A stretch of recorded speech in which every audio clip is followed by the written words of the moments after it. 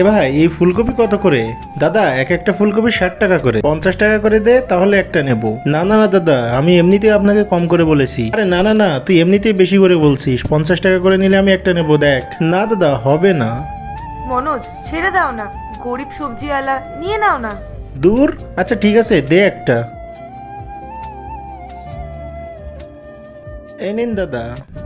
আচ্ছা স্ক্যানারটা দে, পেমেন্টটা করে দিই। দাদা আমার তো স্ক্যানার নেই, আপনি ক্যাশে দিয়ে দিন। আমার কাছে তো ক্যাশ নেই ভাই।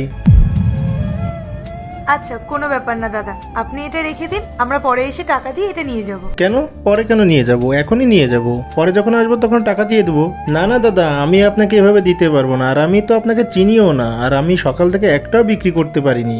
আরে ভাই আমরা এই পাশেই বিল্ডিং এ থাকি, ওই যে দেখছিস ব্লু বিল্ডিং, ব্লক বি 017, আমরা ওইখানেই থাকি। তুই গিয়ে টাকা নিয়ে আসিস। আচ্ছা ঠিক আছে দাদা, আপনি এত করে যখন বলছেন তাহলে নিয়ে যান। ঠিক আছে দাদা, আর আপনাদের তো দেখে মনে হচ্ছে আপনারা ভালো ফ্যামিলি। আচ্ছা ঠিক আছে, তাহলে আমরা আসছি। সবজিওয়ালাটা কত ভালো বলো মনোজ, আজকালকার দিনে কেউ কাউকে 1 টাকার জন্য বিশ্বাস করে না, আর ও আমাদেরকে বিশ্বাস করে বাকিতে সবজি দিয়ে দিল। কেমন বোকা বানালাম বলো? বোকা বানালে মানে?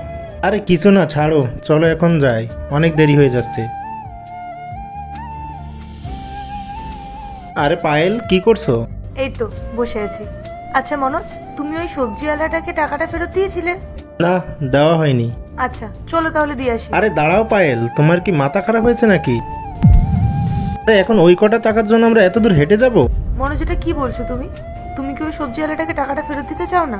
আর এরপর কি হয় সেটা দেখার আগে আজকে দেখবো কে কে শয়তানকে ভালোবাসে আর কে কে আল্লাহকে ভালোবাসে। যারা যারা আল্লাহকে ভালোবাসেন অবশ্যই ভিডিওটি লাইক করে চ্যানেলটি সাবস্ক্রাইব করে দিবেন, আর কমেন্ট বক্সে আল্লাহ লিখে যাবেন। যদি শয়তানকে ভালোবাসেন তাহলে কিছু করার দরকার নেই। আরে পায়েল, তুমি এত ভাবছো কেন? মাত্র 60 টাকারই তো ব্যাপার, এই টাকা না দিলে ওর এমন কোনো সমস্যা হয়ে যাবে। মনোজ, 60 টাকা হয়তো আমাদের কাছে কম, কিন্তু ওই সবজিওয়ালা দাদাটার কাছে ওটার অনেক ভ্যালু আছে। তুমি যেটা করছো সেটা কিন্তু একদম ঠিক করছো না। চলো আমরা ওই টাকাটা ওনাকে গিয়ে ফেরত দিয়ে আসি। আর তুমি একটা কথা ভাবো তো, তুমি তো ওনাকে আমাদের ফ্ল্যাটের অ্যাড্রেসও দিলে, এখন উনি যদি টাকাটা চাইতে আমাদের ফ্ল্যাটে চলে আসে, তখন আমাদের মান সম্মানের কি হবে?